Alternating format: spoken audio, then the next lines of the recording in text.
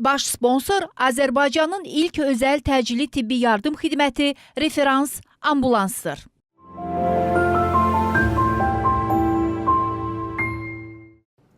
Hər kəsi salamlayıram. Baş həkim verilişində yenidən birlikdəyik. Bugün cəmiyyətimizdə tez-tez rast gəlinən, lakin bir çox insanların səbəbini və idarə etmə yollarını tam bilmədiyi panik ataklar haqqında danışacağıq.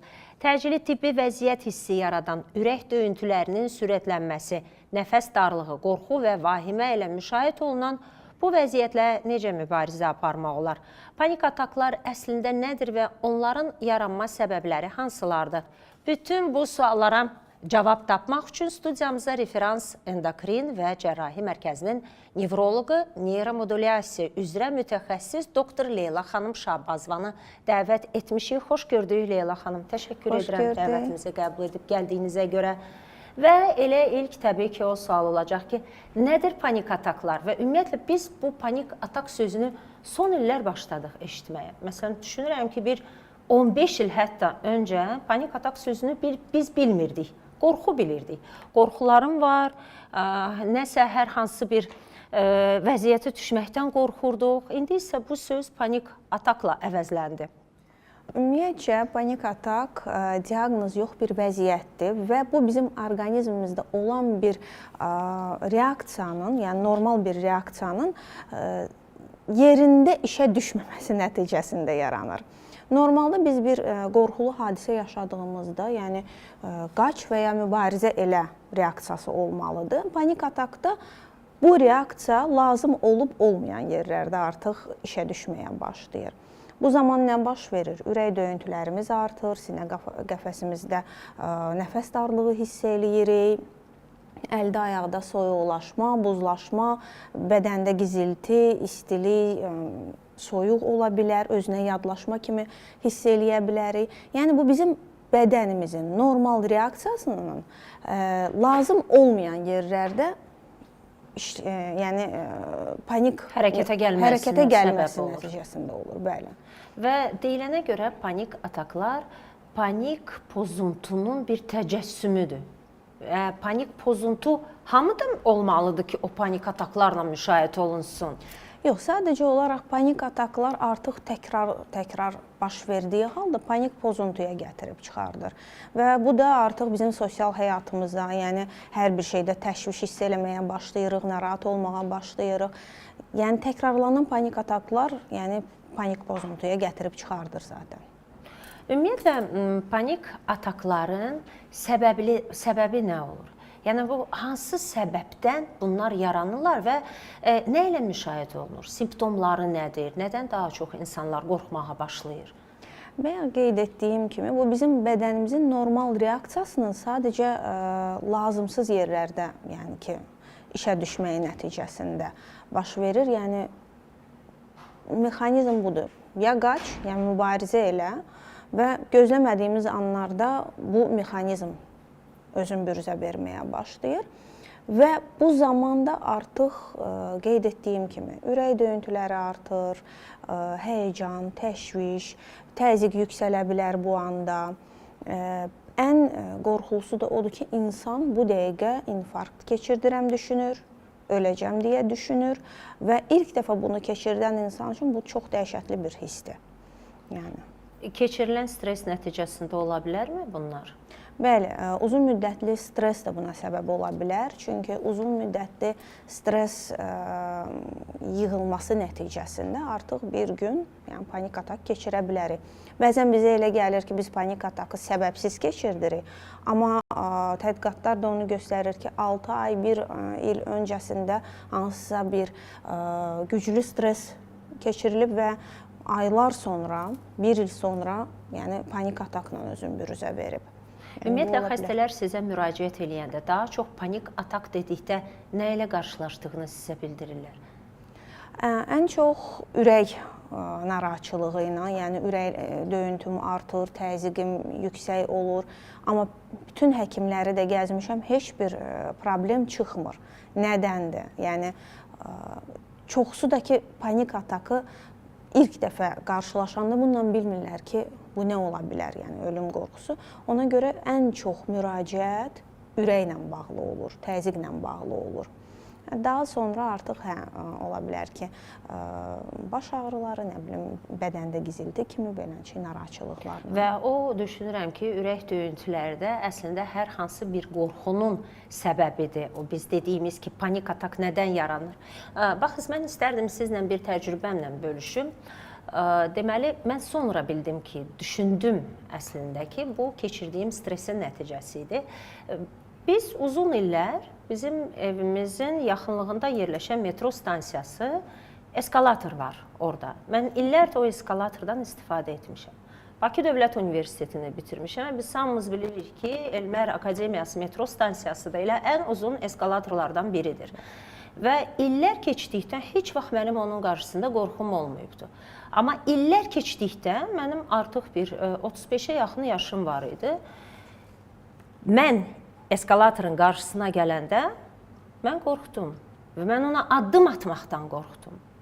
Geri çəkildim və mən pilləkandan istifadə etdim. Və artıq mən uzun müddət eskalatordan istifadə edə bilmirdim. Mollarda, hər hansısa bir binalarda mən mütləq şəkildə pilləkan axtarırdım. Və mənə ətrafımda olan insanlar gülürdü ki, necə yəni eskalatordan necə qorxmaq olar? Mən sonra müraciət edəndə mütəxəssisə, o başladı məni sorğu-suala tutdu və biz gəldik, tapdıq. Mənim keçirdiyim əsəb, stres mənə qorxu yaratdı. Eskalatordan qorxma stresini yaratdı. Və mən o panik atak deyirdi ona. Panik atak, məhz eskalatora minə bilmirdim. Hətta mənim yaxın rəfiqəm belə əlimdən tutub ora çəkdi, eskalatora minək deyə nədən qorxursan? Mən onu geri çəkdim. Amma müalicəsi nə oldu? Mən dəf etdim o qorxunu. İstərdim indi sizdən soruşum ki, həmin o eskalatordan qorxu panik atak idi mı? Ümumiyyətcə, həyəcan, təşviş pozğunluğu, panik atak hamısı fobiyaya gətirib çıxarda bilir. Və sizin də uzun müddət keçirdiyiniz stres də yəni, nəhayətində bir qorxu ilə təzahür edib. Yəni, bir fobiya ilə təzahür edib. Tam olaraq o an panik atak olmasa da, amma zamanla artıq yəni, eskalator görəndə bir panikaya düşmüş ola bilərsiniz. Bu da panik atak ola bilər. Necə ki, bizim bir neçə gün bundan öncə qonağımız var idi, studiyamıza gəlmişdi. O isə bildirdi ki, mənim liftdə panik atakım var və liftdə özü də tək olmaqdan yox, onunla bərabər kimsə liftə mindikdə panik atak yaranır. Bunu necə izah edərdiniz, doktor?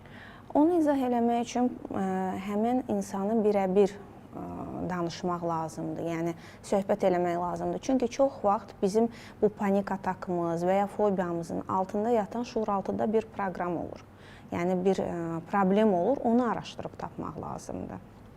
Sizin dediyiniz klaustrofobiyadır, yəni qapalı bağlı məkanda. Amma o istifadə edir liftdən. Əslində klaustrofobiyası olan insan bağlı balaca məkanda qalmaq istəmir. Bir şey yaşayıb ki, yəni ola bilsin heç xatırlamır. Uşaq vaxtı ola bilsin yaşayıb. Nəsə olub ki, nəhayətində bir müddət sonra belə bir fobiya yaranıb onda. Yəni bu fobiyadır artıq. Ümumiyyətlə necə azad olmaq olar? Müalicə bir metodları varmı bu panik ataklardan azad olmaq? Əlbəttə, çox asanlıqla, yəni panik atakdan azad olmaq mümkündür. Psixoterapiya, yəni söhbət əsnasında, burada çox vaxt yəni davranış terapiyası tətbiq olunur. In vitro üsulu qorxularımızın üzərinə getməklə dərman müalicəsi mümkündür və eyni zamanda da TMS müalicəsi, yəni aparatla müalicə, transkranial maqnit stimulyasiya deyirik və zamanında müraciət edəndə əlbəttə ki, tamamilə azad olmaq mümkündür. Və siz indi qeyd etdiniz o aparat, istərdim onun haqqında daha ətraflı deyərsiniz, o müalicə üsulları nədən ibarətdir? TMS, transkranial maqnit stimulyasiya, beyinə maqnit impulsları verərək neyronlar arasında əlaqəni tənzimlədiyi üçün, yəni beyində balansı bərpa eləyir. Yəni bizim panik atakda balansımız pozulur, amma TMS bunu bərpa eləyir, tamamilə zərərsiz bir üsuldur. və hətta hamilələrə, uşaqlara belə tətbiq oluna bilən bir üsuldur. Tək panik atakda yox, yəni 20-dən çox nevroloji və psixiatrik xəstəliklərdə istifadə olunur. Panik atakda bu xəstəliklərdən, yəni xəstəlik deməyək, panik atak bir vəziyyətdir. Yəni bu durumdan biridir. Və tətbiq olunduğu zaman da yəni 10 seansa tamamilə azad ola bilirlər. Müsbət nəticələr əldə etmək olur. Yəni 10 seansa tamamilə azad ola bilirlər. Və Leyla xanım, bizim olacaqdır sponsor məlumatımız. Onun tamaşaçıların diqqətinə çatdıraq. Sonra yenidən söhbətimizi davam edəcəyik və sponsor məlumatı diqqətinizə çatdırıram. Azərbaycanın ilk özəl təcili tibbi yardım xidməti referans ambulans 7-24 hər bir vətəndaşımıza xidmət göstərməkdədir. Ambulans maşınları ən müasir tibbi avadanlıqlarla təchiz olunub. Referans ambulans hava və quru təxliyəsi ilə həyat qurtarmaq üçün saniyələrlə yarışır.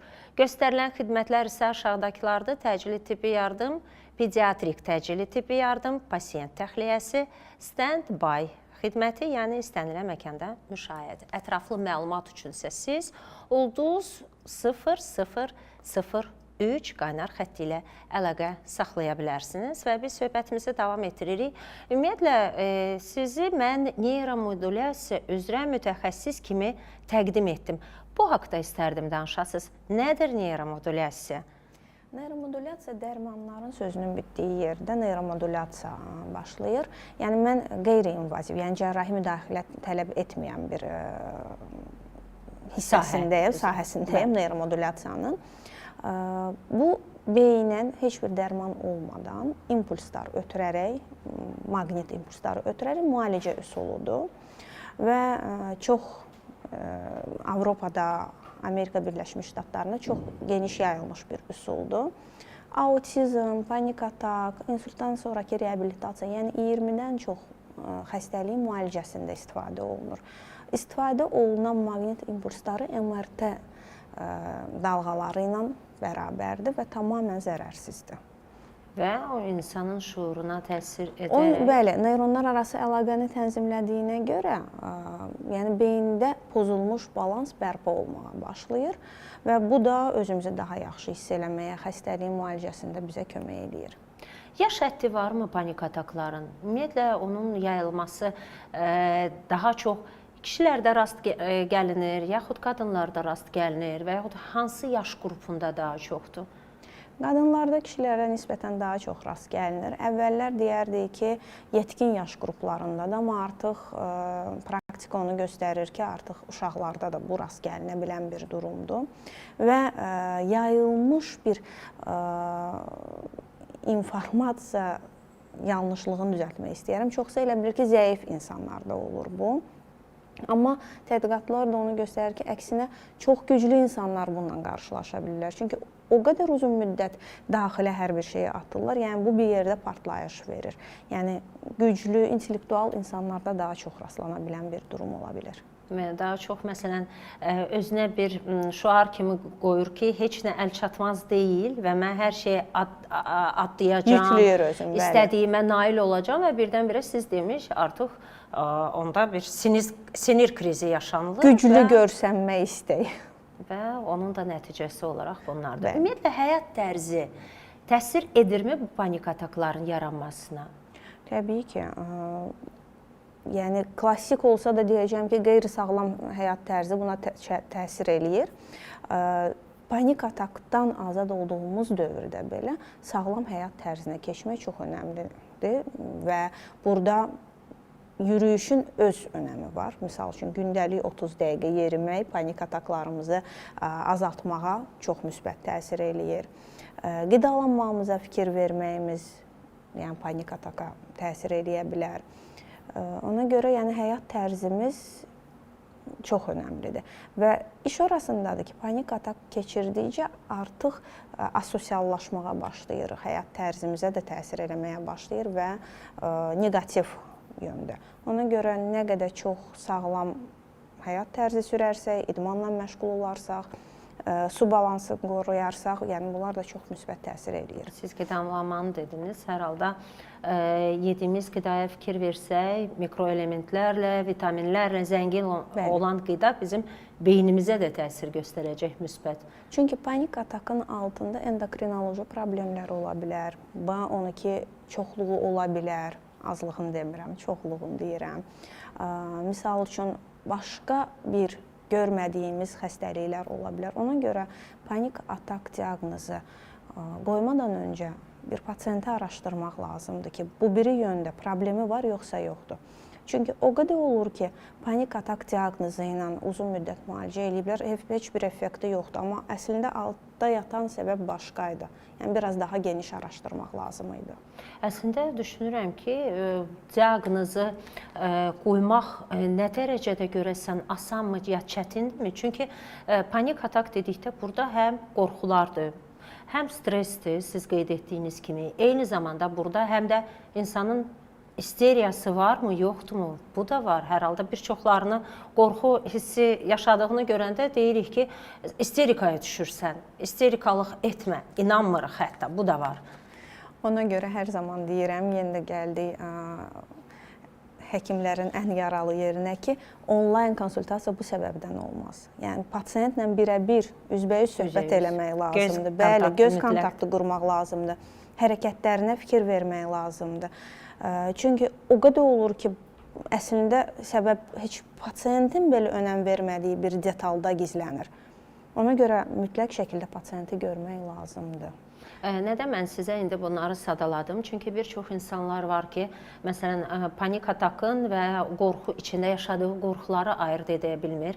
Məsələn, durduq yerdə düşünür ki, hər hansı bir hadisə baş veribdirsə, mütləq o hadisə onun da başına gələ bilər.